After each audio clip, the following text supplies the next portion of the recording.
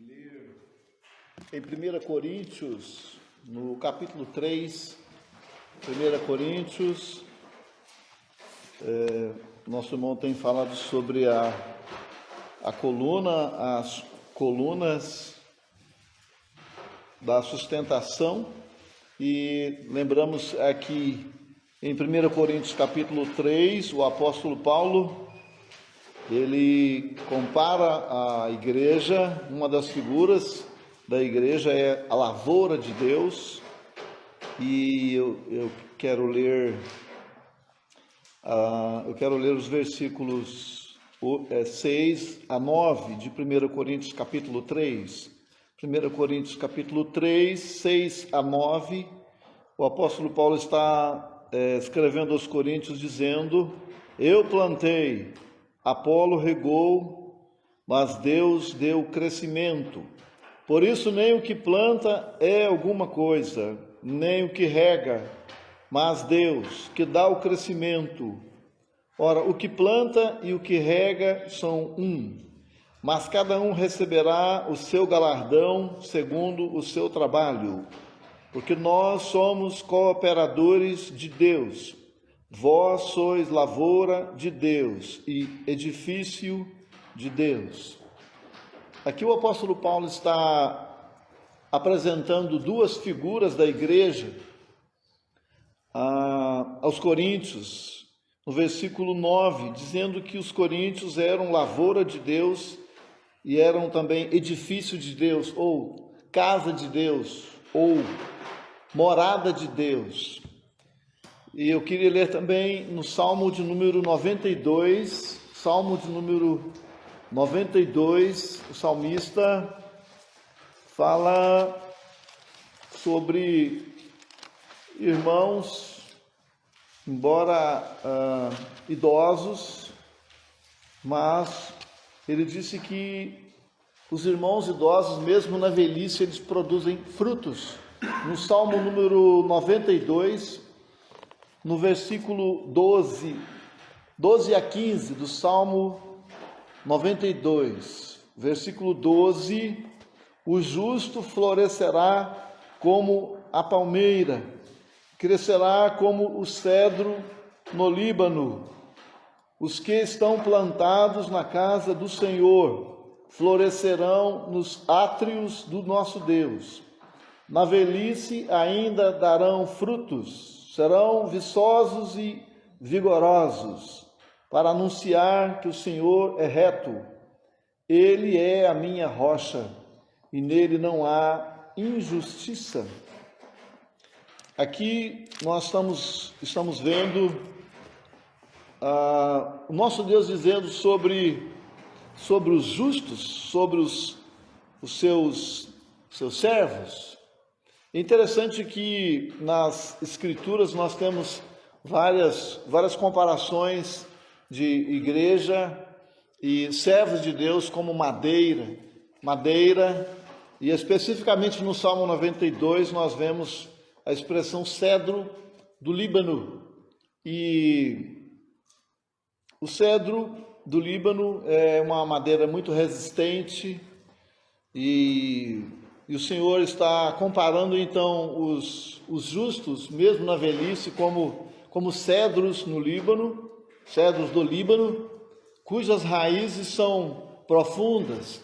Isso fala também de uma vida cristã aprofundada na rocha que é Cristo Jesus. Voltando em 1 Coríntios capítulo 3, versículo 9, o apóstolo Paulo está dizendo para esses irmãos de Corinto que eles eram lavoura de Deus. Com certeza, com isso, o apóstolo Paulo está dizendo que esses irmãos deveriam produzir frutos para o Senhor. Nesses lugares em Minas, por onde passei, eu vi muita lavoura, especificamente lavoura de café, na região de Santo Amaro, de Minas. E aquelas lavouras têm aqueles pés menores e tem os pés maiores, e eles estão produzindo café, e eles precisam de cuidados. A terra passou por uma análise antes de ser plantada uma lavoura, para ver se precisava de alguma ajuda, alguma algum fertilizante, e de vez em quando a gente vê naqueles morros um produto branco, que é o calcário, que é distribuído na terra, que é jogado na terra para ajudar a terra a fazer com que a planta que nela é plantada possa produzir fruto para a satisfação do agricultor, daquele que planta na terra. E sem dúvida alguma nós precisamos como lavoura de Deus produzir fruto para Deus, para a satisfação de Deus, que é o lavrador, Deus que é aquele que plantou.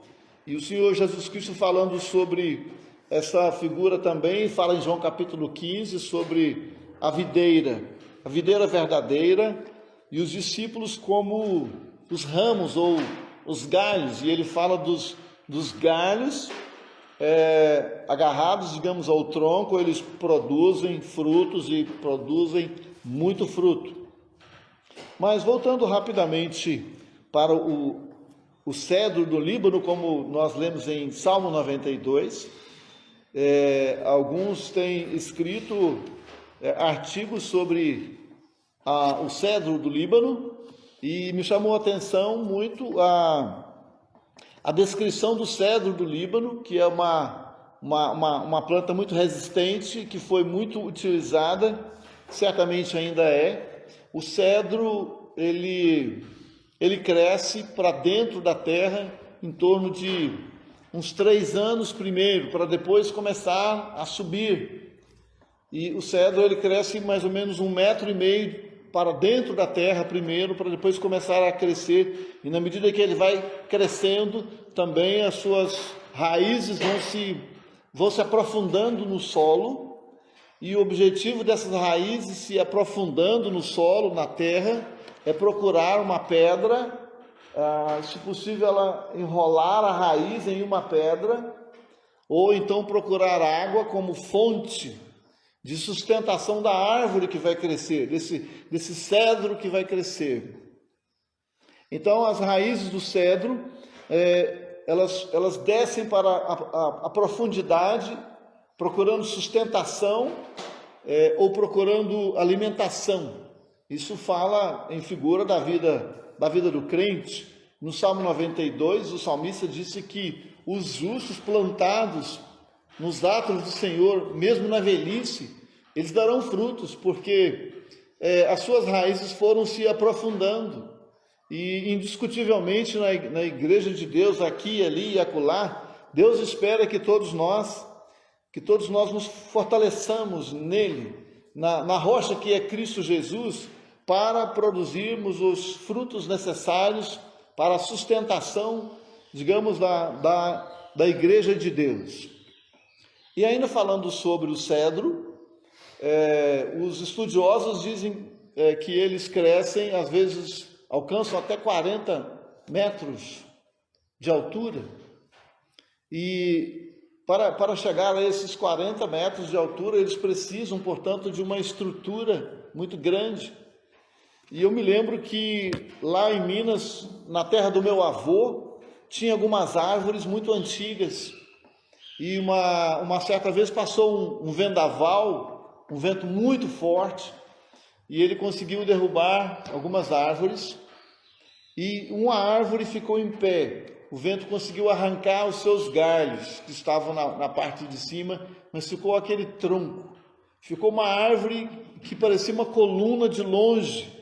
Ela ficou sustentada, porque era uma árvore muito forte, que tinha descido as suas raízes para as profundezas da terra, e o vento não arrancou aquela árvore.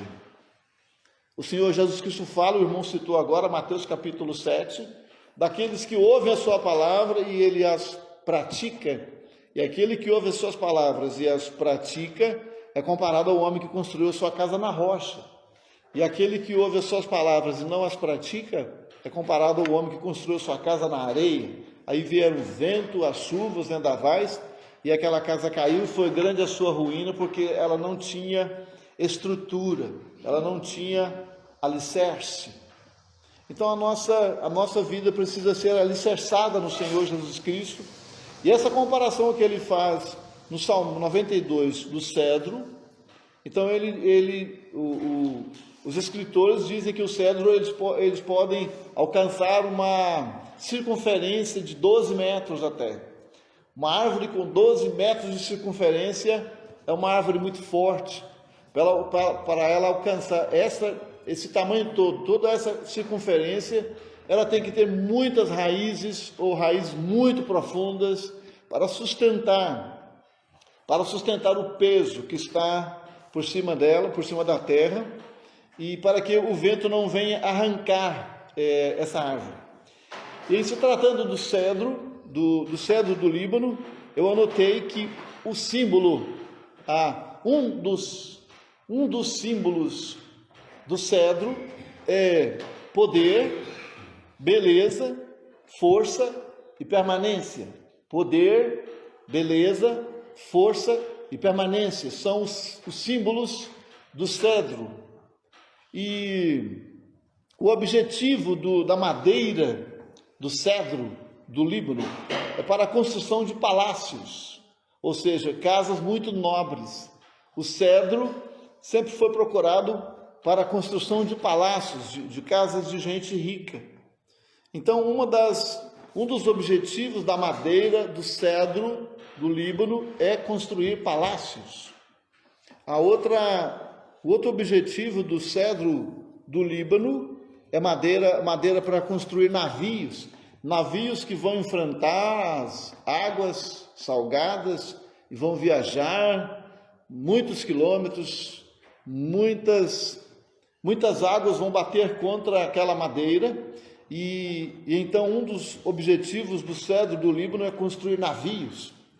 Outro objetivo da madeira do cedro do Líbano é para construir instrumentos musicais.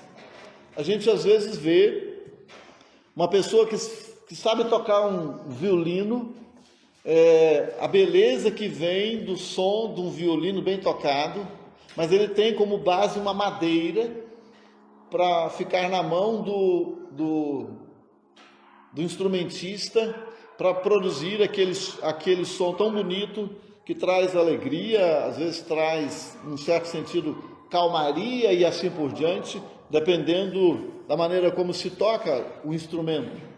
E outro objetivo do cedro do Líbano é para produzir móveis. Aqui nós temos alguns bancos aqui no salão. E esses bancos, eles vieram de madeiras que são fortes, madeiras cujas raízes se aprofundaram no solo e depois, com o passar do tempo, elas ganharam essa estrutura. E aqui estão alguns bancos que há um tempo atrás nós compramos, e esses bancos são muito resistentes e são pesados, como os irmãos sabem, mas para chegar nesse ponto, para chegar nessa estrutura, ele precisou de que, digamos assim, a sua matriz precisasse aprofundar as raízes lá no solo, lá no esconderijo. Então, antes que essa madeira pudesse chegar no ponto em que ela chegou, ela se escondeu para dentro da terra, em raízes, e ela foi buscar sustentação nas rochas, ela foi buscar sustentação nas águas, para que ela pudesse chegar nesse ponto. A vida cristã também é assim.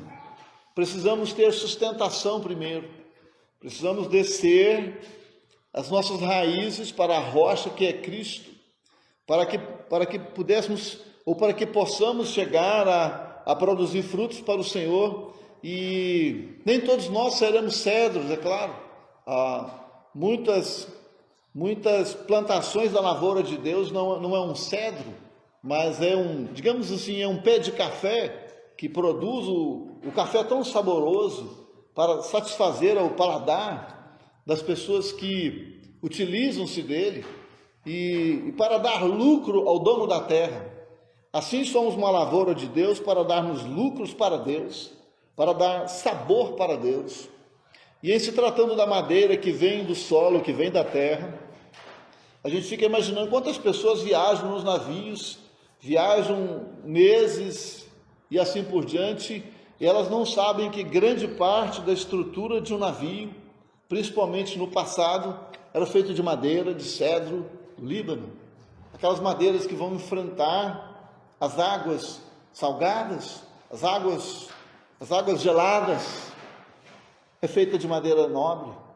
E aí podemos pensar em nós, neste mundo, viajando por entre as coisas difíceis, como um navio que enfrenta as ondas e a água salgada. Nós, como filhos de Deus, podemos pensar na importância de sermos um cedro nessas viagens durante a nossa peregrinação aqui, sendo úteis para transporte, como o navio de fato é.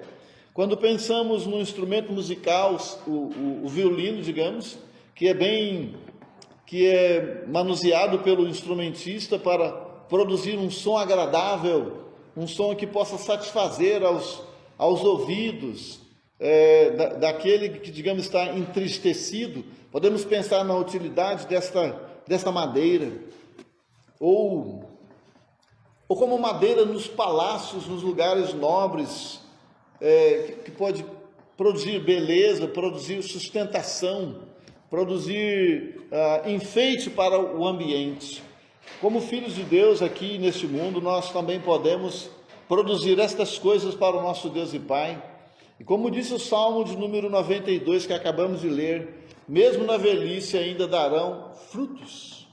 Então Deus espera que não somente um pé de café produza aquele fruto tão pequenininho, mas tão saboroso, como também como madeiras possamos estar produzindo para o Senhor estas descrições que o Salmo 92 fala do justo plantado nos atos do Senhor.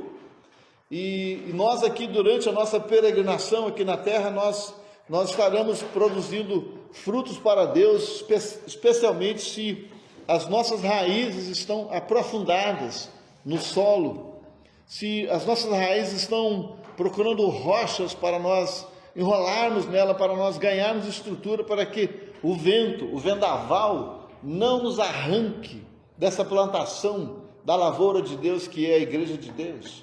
Quantos ventos fortes batem contra as nossas vidas durante a nossa peregrinação aqui? Quantos de nós somos sacudidos pelos vendavais? E se nós não tivermos uma raiz aprofundada no solo, que é Cristo Jesus, nós não suportaremos.